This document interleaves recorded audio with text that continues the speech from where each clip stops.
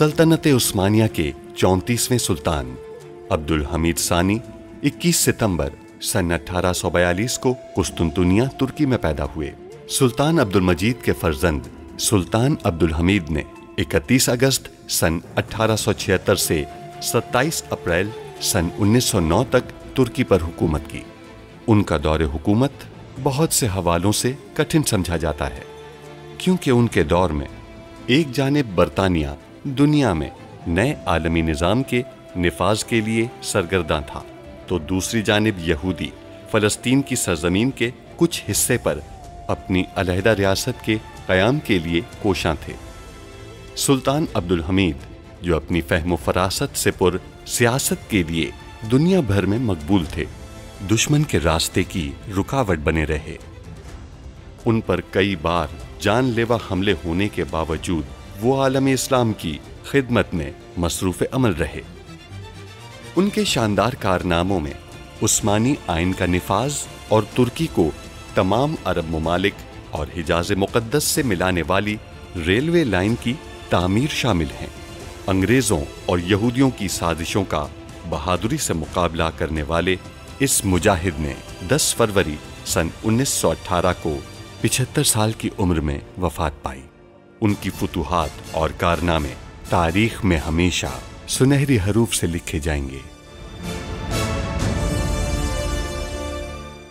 मिस्र में तो हम सिर्फ मंसूबाबंदी करेंगे, असल जंग तो रिवाल से शुरू होगी। जहरीली गैस वाले मामले पर मालूम हुआ है कि उसे करोली ने बनाया था। वो कहाँ है? वो मिस्र रवाना हो गया है। मुआहिदे के मुताबिक खलील खालिद आफंदी मुकाबला करेंगे। अगर ये मुकाबला जीत गए तो ये सारे गुलाम अपने साथ ले जा सकते हैं। खालिद, खालिद, खालिद, गिरफ्तार कर लो इसे। सुल्तान मौज़म का हुक्म है कि मैं फौरन तराब जोन चला जाऊं अली पाशा को लेने, और इसके बाद इसकुदरा भी जाना है जलालुद्दीन पाशा को लेने। आप मेरे मुकदमे का फैसला नहीं कर सकते। मेरे मुकदमे का फैसला सिर्फ वही अदालत कर सकती है जिसे उस्मानी सुल्तान ने इख्तियार दिया है। समात मुकम्मल हुई। क्या तुम्हें यकीन है कि बीदार सुल्तान ने तुम्हें नहीं देखा? बिल्कुल नहीं देखा। तो फिर अब्दुल हमीद के खानदान को बर्बाद करने की जिम्मेदारी हम तुम्हें देते हैं। सुल्तान मुअज्जम ने कहा आप जाएं और अली पाशा को हमारे पास लेकर आएं। मेरे ख्याल से वो आपको कोई जिम्मेदारी देना चाहते हैं। इस दुनिया में मुझे हुक्म सिर्फ सुल्तान मुअज्जम दे सकते हैं। किसे ढूंढना है मुझे? करोली नाम है उसका। पाशा, ये काराकुस और हाजीवाद वाला मामला क्या है? ये उनका जिक्र क्यों कर रहे थे? खलील खालिद कभी भी कुछ नहीं बताते फर्जंद, लेकिन ये वाज़ेह है कि किसी ने उनके साथ धोखेबाजी की है।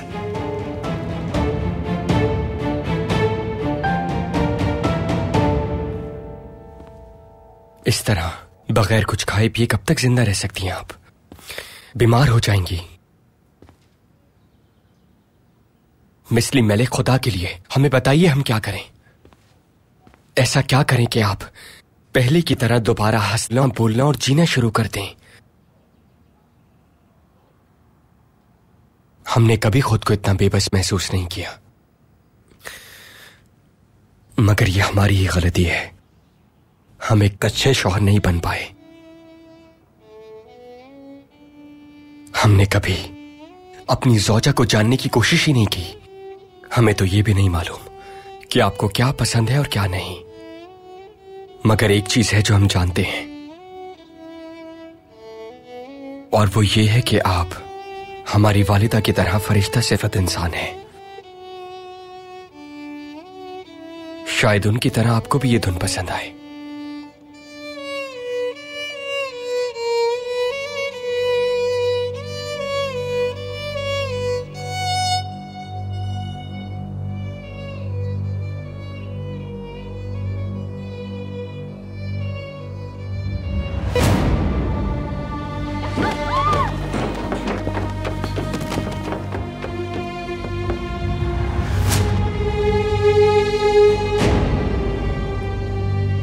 खानदान,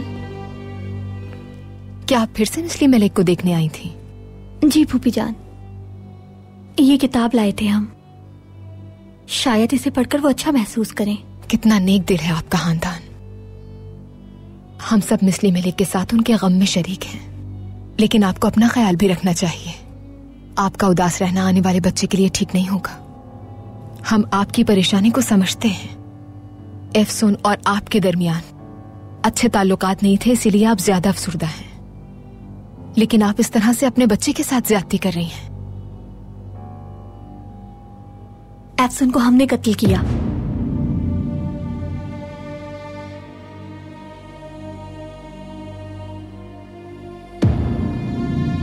क्या मतलब एफसून का कत्ल आपने किया है? खानदान, बेटी आप ये क्या कह रही हैं? एफसून हमारी वजह से इस महल से गई थी। अगर वो यहां से नहीं जाती तो शायद। बेटी, हर किसी को एक न एक दिन मरना तो होता ही है। अब आप खुद को इल्जाम देना छोड़ दीजिए, ठीक है? अपने शौहर और होने वाली औलाद के बारे में सोचें।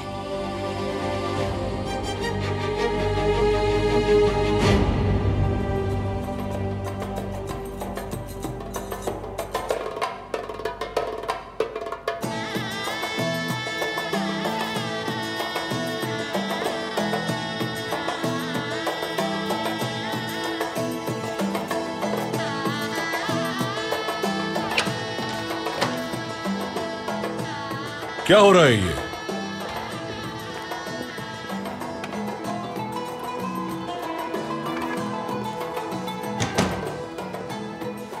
आइए आइए आइए मोहतरम, यहाँ का खाना बहुत लजीज है। जमीन पर नहीं बैठते हम।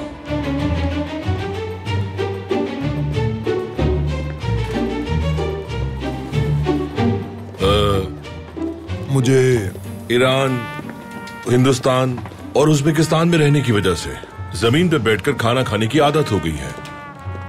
यकीन करें, जमीन पर बैठकर खाना बहुत आरामदेह होता है।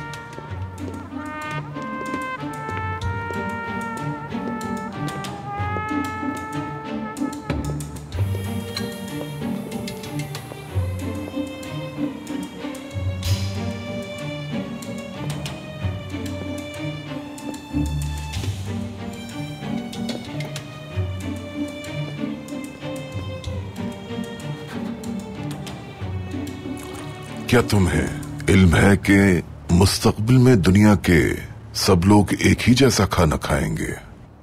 छोड़ो इन बातों को, खाने का लुत्फ उठाते हैं। अगर दुनिया के सब लोग एक ही जैसा खाना खाएंगे तो इससे आपको परेशानी नहीं होगी? हमें क्यों परेशानी होगी? हमारे इदारे ही तो वो खाना फरोख्त करेंगे। हम कपड़े, साजो सामान सब बनाएंगे। हम हर शय की तिजारत करेंगे, मगर हम हर मुल्क के लिए मखसूस सामान तैयार नहीं कर सकते। इसी वजह से हम उन्हें एक जैसा सामान बेचेंगे ताकि हमारा काम आसान हो जाए। बिलाशुबा इस नजरिए के पीछे आपका कोई बड़ा मंसूबा होगा। बरतानिया के अलावा तमाम रियासतें खत्म कर दी जाएंगी। पूरी दुनिया को मुख्तलिफ नजरियात के लोग चलाएंगे, मगर वो सब लोग हमारे लिए काम करेंगे।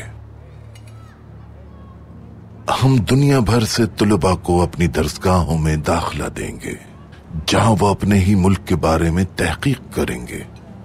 यानी वो लोग आपको खुफिया मालूमात देंगे? वो भी बिल्कुल मुफ्त में। लेकिन मैं ये सोच रहा हूं कि आप खुराक के जरिए सरमाया कैसे कमाएंगे?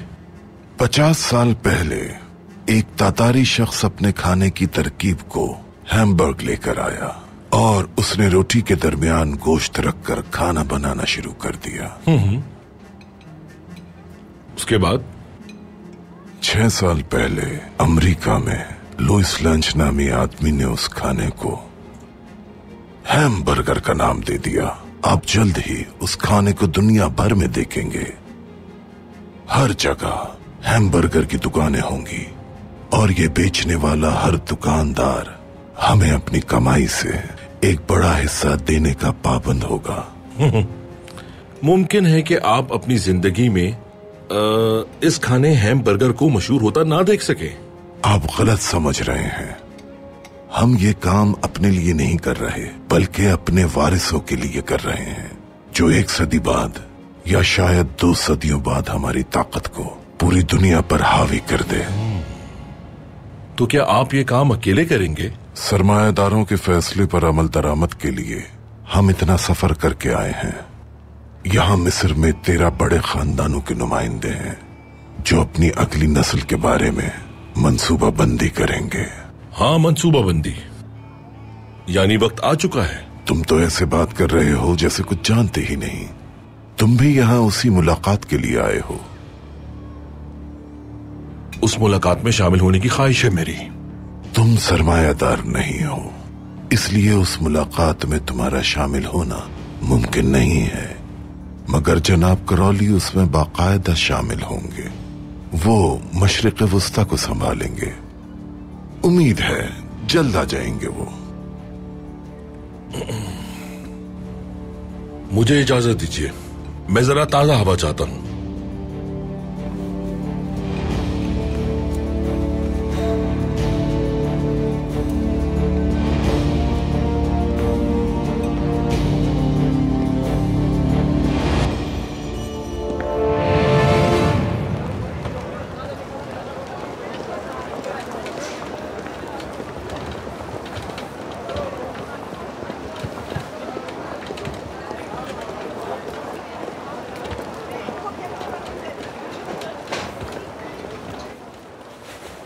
मेरी सवारी आपके रास्ते में आई, माजरत कबूल कीजिए।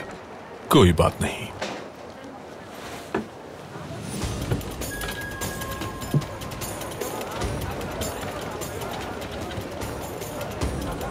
जिसकी तलाश थी मुझे मिल गया वो।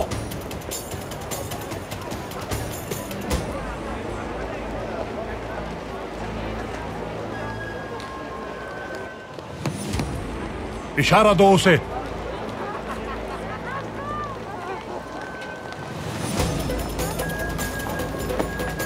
मदद करें मेरी, अल्लाह आपको खुश रखे। खुदा के लिए मेरी मदद करें, मदद करें मेरी। तुमने मुझे धक्का क्यों दिया? मैं गरीब हूं इसलिए धुतकार रहे हो मुझे? अभी सबक सिखाता हूं तुम्हें।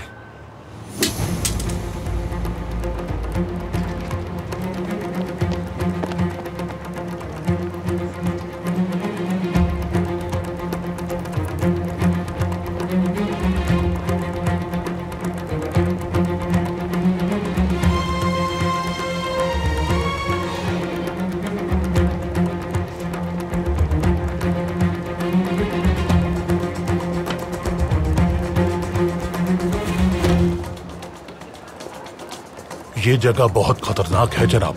वो आपको मारने ही वाला था। मोहतात रहें, अगर मैं ना होता तो आप मर चुके होते। आप उस भिखारी की वजह से कुछ ज्यादा ही परेशान हैं। फिर भी मोहतात रहना चाहिए आपको।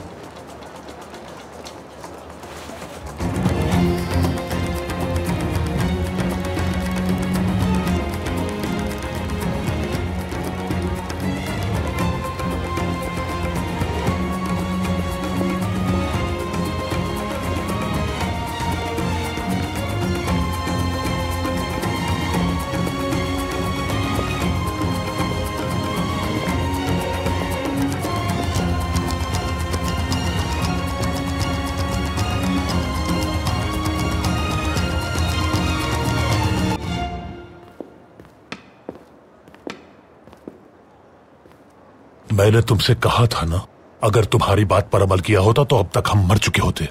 उसके साथ तकरीबन 20 मुहाफिज थे।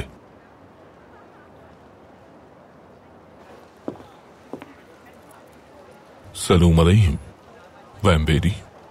सलाम अलैहिम करौली अफंदी, आइए।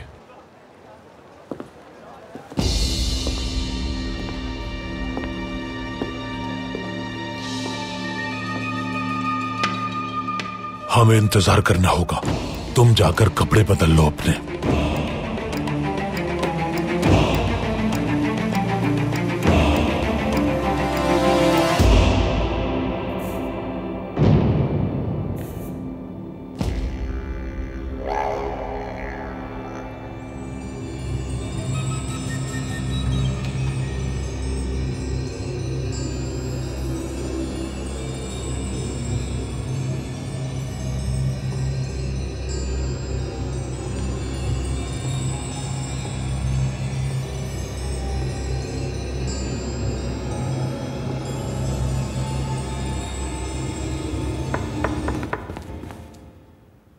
माफ कीजिएगा, इस खुशबू के बारे में तजस्सुस था। आप इसकी खुशबू सूंघना चाहती थी?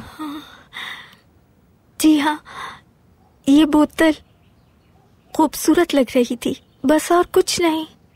खूबसूरत? खूबसूरती कभी कभी बहुत बड़ा धोखा दे देती है। खुशबू पसंद आई आपको? जी, ये बेहद अच्छी है।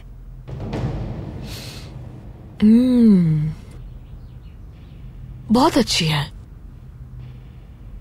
क्या मौत की खुशबू इतनी अच्छी भी हो सकती है? नहीं नहीं नहीं, ये जहर है।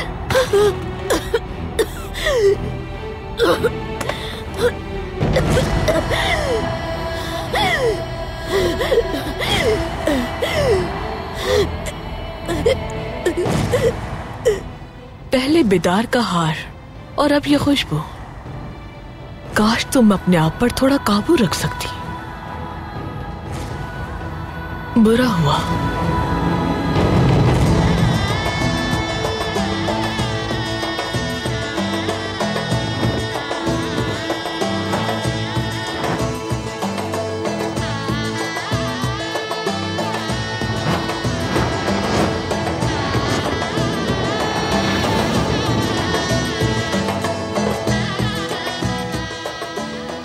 मैं हमेशा ये कहता हूं कि मैंने क्रोली से ज्यादा कामयाब किसी को नहीं देखा। किस मामले में? आप कई सालों तक अब्दुल्ला कुलीम नामी मुसलमान आलिम की जासूसी करते रहे हैं। आप उसके साथ महल गए और आपने तकरीबन शाही खानदान को मार ही डाला था। आपको क्या लगता है, क्या मुझे इनाम मिलना चाहिए? जनाब क्रॉली ने बड़ा कदम उठाया और इन्हें उसका इनाम जरूर मिलेगा। हाँ बिल्कुल, इनाम इनका हक बनता है। फुआद आफंदी ने आज एक दावत रखी है। हम वहां साथ चलेंगे।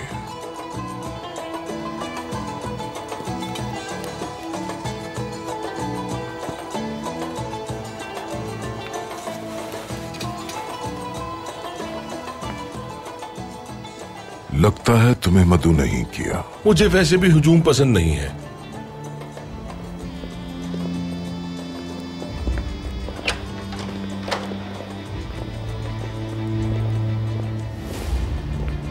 मुझे नहीं मधु किया।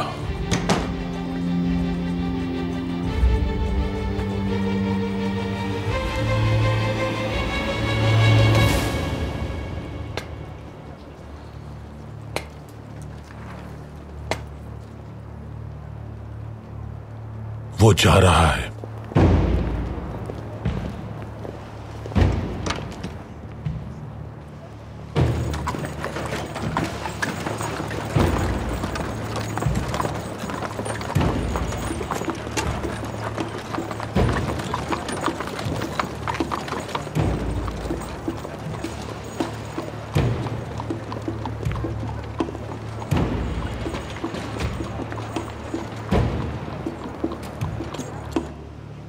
चलते हैं। कहां? ताकुब नहीं करेंगे उनका? क्या उनका ताकुब किया जा सकता है उस्मान?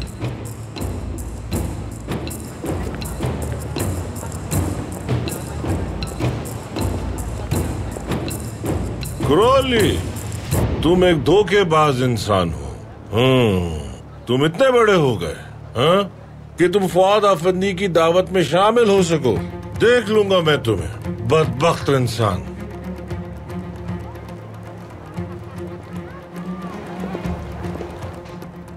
आज शाम दावत पर जाएंगे वो लोग। मैं जानता हूं उस्मान, जानता हूं।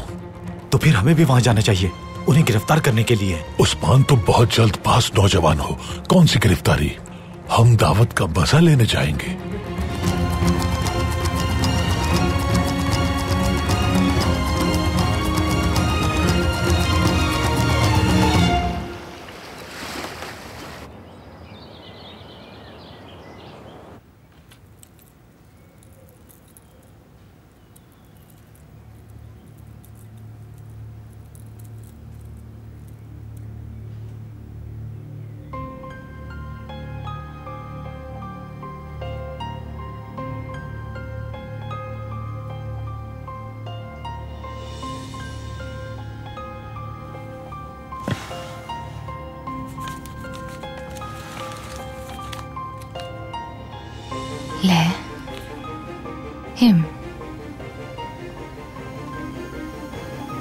क्या है ये?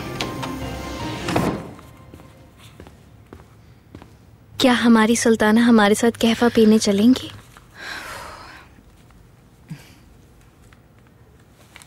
क्या लिख रही हैं आप? वो आवाज जो उस हादसे के बाद से बार बार हमारे कानों में गूंजती है। इस बार कुछ अल्फाज वाज़ेह हुए।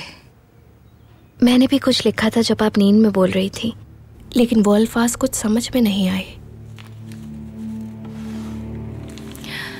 लहम। ये देखिए, पर इनका कोई मतलब नहीं है। लहम किम लो। शायद इस सब का कोई मतलब नहीं है, क्योंकि हमें उस हादसे के बारे में कुछ भी वाज़ेह तौर पर याद नहीं आ रहा। वालिदा, आपने हमें बुलाया? जी शहजादे, हमने आपको बुलाया। हम आप दोनों से कुछ बात करना चाहते थे। आप जानते हैं कि हम एक मुश्किल वक्त से गुजर रहे हैं, लेकिन इस तरह के इम्तिहानात का अजर भी उतना ही अच्छा होता है। मुश्किल वक्त में खानदान जितना ज्यादा करीब हो वो उतना ही मजबूत होता है। उस्मानी रियासत हमारा खानदान है। हम जितना ज्यादा अपने सुल्तान से और उनके आसपास के लोगों के करीब रहेंगे उतना ही ज्यादा कामयाब होंगे। आपके बाबा को आपके ताउन की जरूरत है। आप बेफिक्र रहें वालिदा।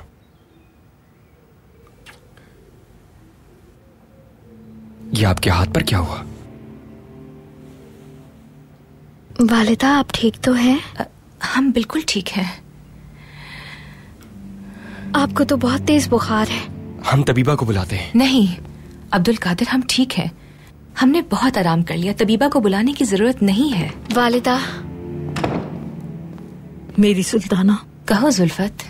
हादसे के बाद आप जिन्हें मिली थी, जैनब खातून, वो महल आई हैं। हम अभी मिलेंगे, उन्हें आने दीजिए।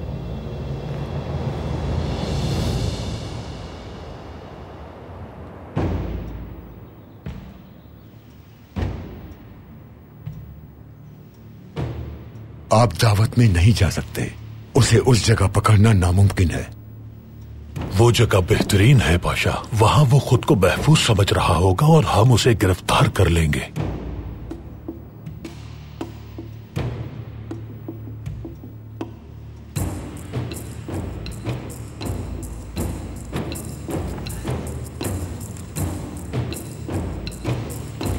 उस्मान के लिए नहीं देंगे।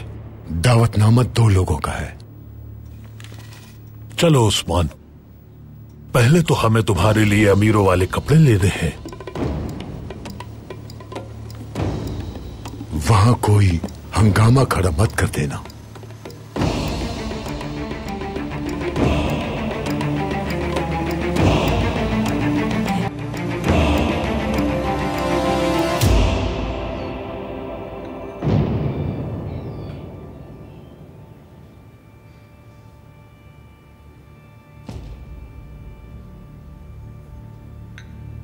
तो आपने हमें ढूंढा था? जी हाँ सुल्ताना।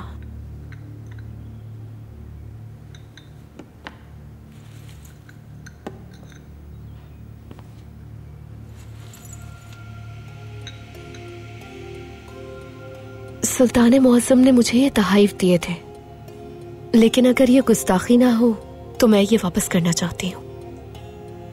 क्यों? क्या ये तहाइफ कम है? जी हाँ, बहुत कम है। आप अपनी हद से बढ़ रही हैं खातून। सुल्तान ने जितना मुनासिब समझा अता कर दिया, बस कीजिए। अगर आपकी इजाजत हो तो मैं ये बताना चाहती हूँ कि मुझे पहले ही इनाम मिल चुका है। मैं सुल्ताना को ढूंढने में मददगार साबित हुई और इनकी काफी देखभाल भी की थी मैंने सुल्ताना। यही सबसे बड़ा इनाम है मेरा।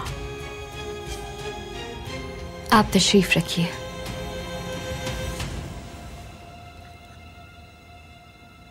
ज़ैनब, हम जानना चाहते हैं कि हादसे के दिन हम आपको कैसे और कहां मिले थे। हमें उस दिन के हवाले से कुछ भी याद नहीं आ रहा। जी हाँ सुल्ताना, एक मरीज को देखने के लिए गांव गई थी मैं। जरा ताखीर हो गई और मैं काफी थक गई थी, और जब मैं वापस आ रही थी तो मैंने कुछ देर बैठकर आराम करने का सोचा। जब मैं सड़क से नीचे उतरी तो मुझे आप नजर आई।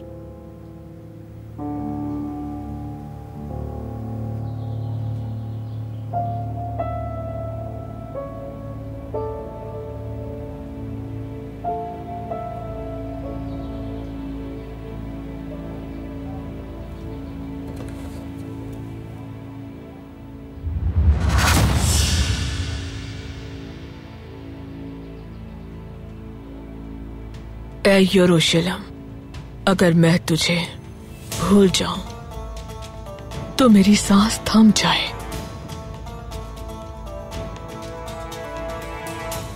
ऐ यरूशलेम,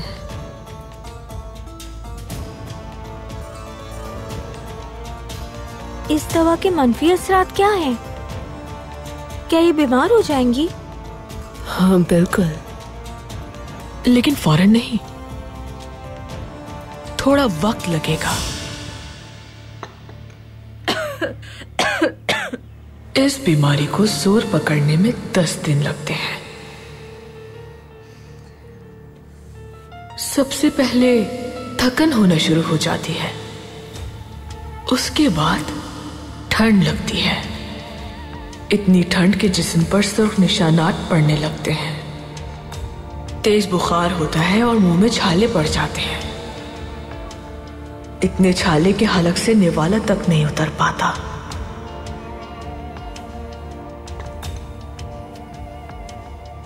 मैं आपका ज्यादा वक्त नहीं लूंगी सुल्ताना, मुझे इजाजत दीजिए, मैं आपके हाथ का बोसा लेकर जाना चाहती हूँ अब। जी बिल्कुल, इजाजत है आपको।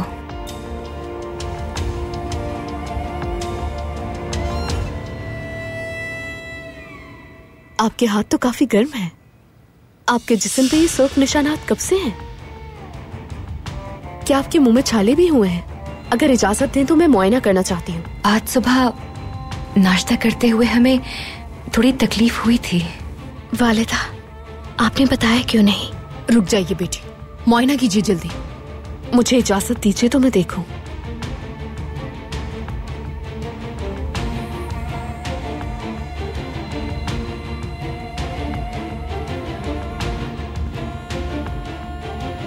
जैसा कि मैंने कहा था, छाले बने हुए हैं। और इसकी वजह क्या हो सकती है? मैंने ये बीमारी करीबी गांव में देखी है। तफसील से जायजा नहीं ले सकी, लेकिन अफ्रीका से जहाज के जरिए कोई मक्खी आई है। मुझे बस उसी का शक है। जब आप गिरी थी तो शायद उसी मक्खी ने काट लिया हो। क्या ये लगने वाली बीमारी है? तबीब को बुलाइए जल्दी, जल्दी। स्नेहा सुल्तान, ये खतरनाक नहीं होगी इंशाल्लाह। हम ठीक हैं, हमें कुछ नहीं हुआ। वालिदा, सुल्ताना, वालिदा।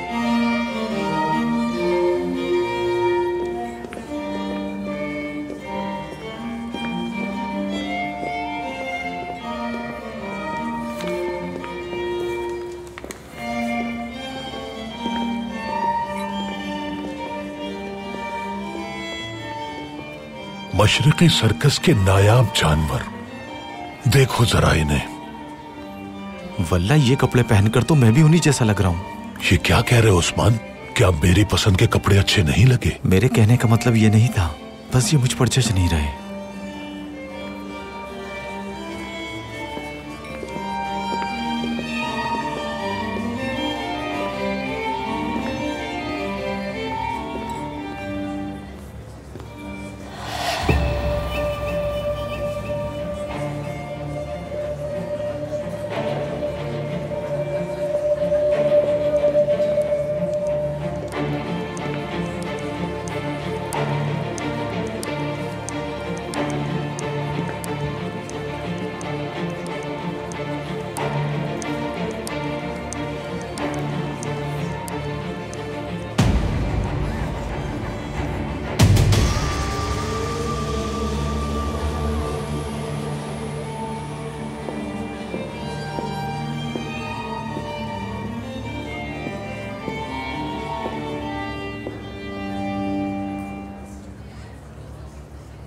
कई सालों से हमें ऐसे हुक्मरान मिले जिन्होंने हमारी सरजमीन को बंजर और बेकार कर दिया। हम काफी अरसे से सोए हुए हैं, हालांकि हम खुद को संभाल सकते हैं। अब जागने का वक्त है। आप मगरबी अक़वाम के काबिल कद्र नुमाइंदे हैं। हमने अपने फरसूदा मुआशी निजाम को तर्क कर दिया है। अब हम अपने मगरबी दोस्तों के साथ मिलकर मिस्र को खुशहाल बनाने के लिए मजीद काम करेंगे। मुझे आप सबकी जरूरत है।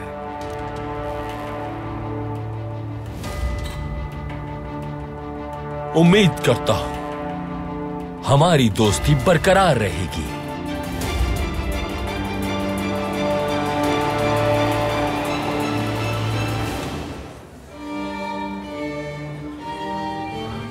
ये काफी मगरूर लग रहा है। आपकी मदद के बगैर ये आज की दावत भी नहीं रख सकता था, और इसने बात ऐसे की जैसे ये सब इसी की कामयाबी है। उसका फख्र करना जायज है। ये सब कुछ उसने खुद किया है। हम कभी किसी अहमक का इंतखाब नहीं करते, मगर वो हमारी ताकत से वाकिफ है। वो जानता है उसे आज तक जितनी कामयाबियां हासिल हुई हैं वो सब हमारी बदौलत है। मुझे इजाजत दीजिए जनाब।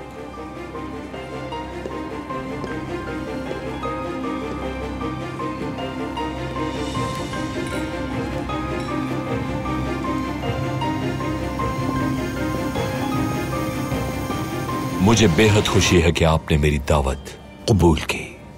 हम ऐसे शख्स की दावत किस तरह रद्द कर देते जो माशियात का माहिर है। तुमने एक ऐसे शख्स के तौर पर हमारी तवज्जो हासिल की है जो दौलत की ताकत पर यकीन रखता है। ये सब आपकी जर्रा नवाजी है। मेरे लिए ये सब कुछ आप जैसे शख्स से सुनना बहुत फख्र की बात है। अब तुम्हें लगता है कि सब कुछ तुमने अपने बलबूते पर हासिल किया है। तुम कोशिश कर कर के थक गए थे और फिर बरतानवी मैनेजर के पास गए। हमने उसे इजाजत दी और तुम्हें सरमाया मिल गया। फिर एक अमरीकी इदारे के पास गए और सरमायाकारी की पेशकश की ताकि आप दोनों तरफ से फायदा उठाएं, और उन्होंने तुम्हें हाँ कर दी क्योंकि हमारा हुक्म था। हमने एक इशारा किया तो वो पीछे हट जाएंगे और अपनी कामयाबी पर दी जाने वाली दावत पर तुम रुस्वा हो जाओगे। कभी भूलना मत, रोथचाइल्ड की इजाजत के बगैर $1 भी कहीं मुंतकिल नहीं किया जा सकता। सबको यही लगता है कि वो जीत रहे हैं, मगर आखिर में हमेशा जीत रोथचाइल्ड की होती है।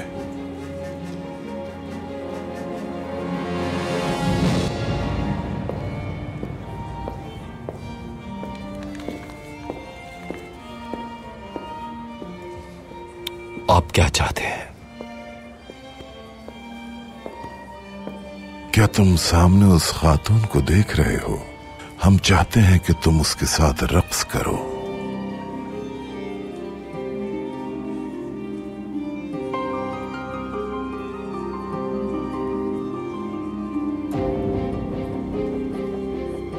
ज्यादा मत सोचो, जैसा कहा है वैसा करो।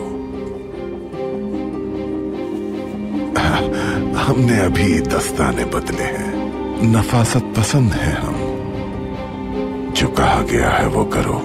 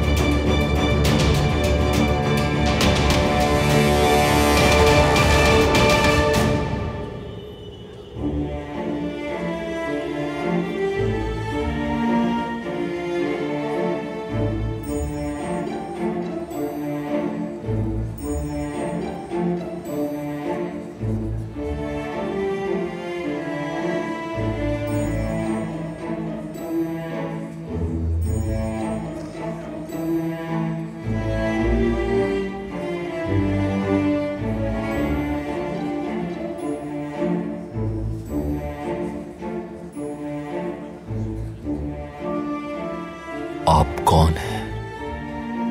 खुशकिस्मती।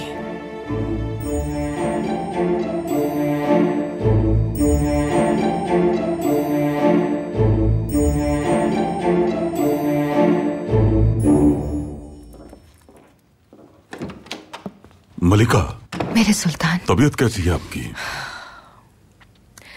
हमें माफ कर दें सुल्तान मुअज़्ज़म, हमने आपकी परेशानियां बढ़ा दी हैं। हम बहुत शर्मिंदा हैं आपसे, माफ कर दें। आप हमारी रफीका हयात हैं, आपकी परेशानी हमारी भी है। क्या ये बात सच है कि हमारी मलिका की ये हालत एक जहरीली मक्खी के काटने से हुई है? बिल्कुल मेरी सुल्तान, लेकिन आप फिक्र ना करें, जो कुछ जरूरी था वो ज़ैनब ने कर दिया है।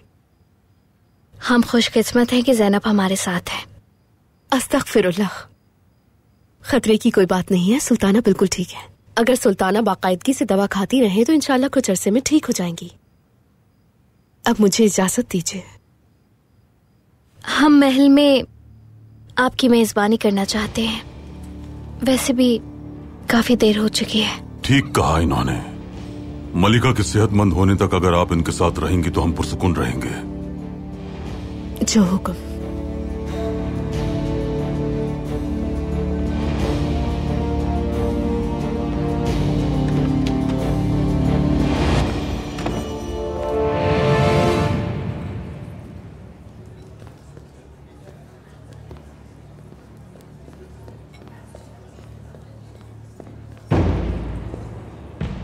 अल्लाह गारत करते ही नहीं। किसे कह रहे हैं आप ये? उन्हें कह रहा हूं जिन्होंने सुल्तान मुअज़्ज़म की तस्वीर को जमीन पर रख दिया है। कुरोली की हालत मुझे कुछ ठीक नहीं लग रही। लगता है काम हो गया, उसने अपने पेट को पकड़ना शुरू कर दिया।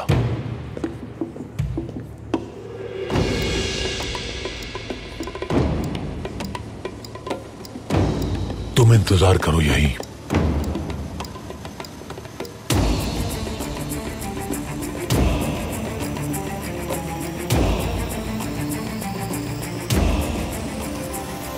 मुझे इजाजत दीजिए, इजाजत दीजिए।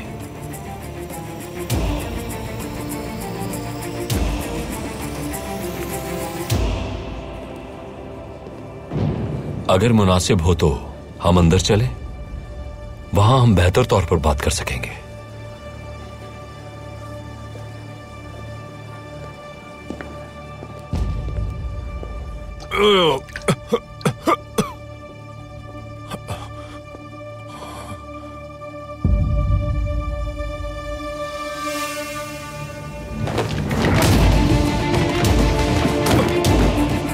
उम्मीद है तकलीफ दूर हो गई होगी तुम्हारी।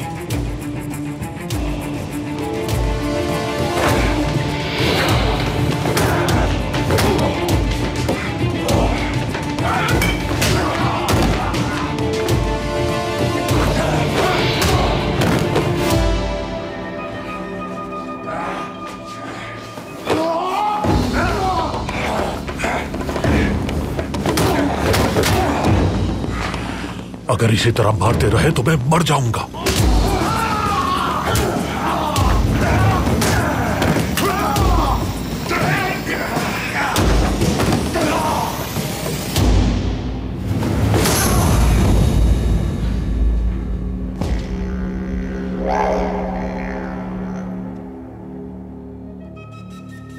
ये मेरे बाबा हैं। तुम जिंदगी में सबसे बढ़कर क्या चाहते हो? बाबा, मिस्र के हाकिम थे। अब्दुल हमीद ने अपने एक हुक्म से सब खत्म कर दिया।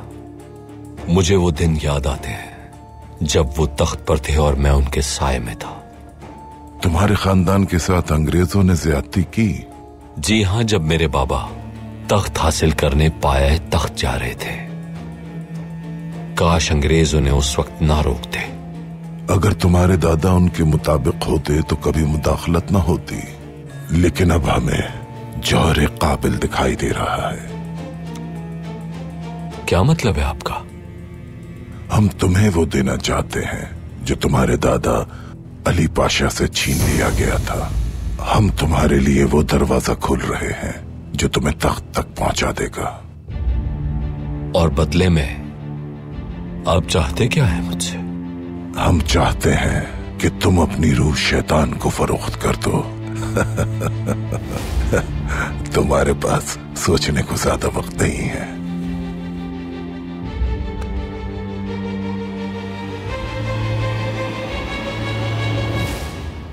जिस दिन तुम ये अंगूठी पहन लोगे, उस दिन हम जान लेंगे कि तुमने हमारी पेशकश कबूल कर ली, और हमें यकीन है कि हमारे नाउमीद होने से पहले तुम पहन लोगे।